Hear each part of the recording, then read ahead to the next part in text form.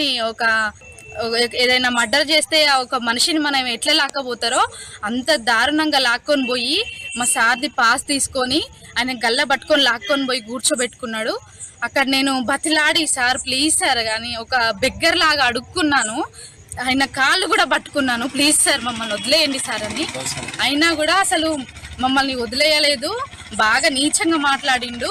తను కాలు మీద కాలేసుకొని ఆయనకు ఒక హోదా ఉందని అధికారంతో నేను ఒక ఆడ మనిషిని దారుణంగా నేను కాలు పట్టుకున్నా కూడా కనికరించకుండా ఆయన మాట్లాడిండు. నాకు చాలా బాధ అనిపించింది. మా హస్బెండ్ లాంటి వాళ్ళు ఎంతో మంది ఇక్కడ పొద్దున్న నుండి సాయంత్రం వరకు కష్టపడి వాళ్ళు ఒర్రుకుంటాం మామూలు జనాలతోటి అరుసుకుంటూ డ్యూటీలు చేస్తారు. అట్లీస్ట్ వాళ్ళ ఒక్క వైఫ్కి నేను 10 మందిని తీసుకొని రాలేదు. మా హస్బెండ్ ఎవరిని నేను ఒక్కదాన్ని, అది కూడా నాకు హెల్త్ సరిగ్గా బాగాలేదు, తీసుకెళ్తే అంత దారుణంగా చేసిండ్రు మమ్మల్ని. ఇంకా లైఫ్లో అసలు మేడారం మొహం అనేది చూడకుండా చేసిండ్రు. నాకు చాలా బాధ అనిపించింది. గౌసలేం అనే ఆఫీసర్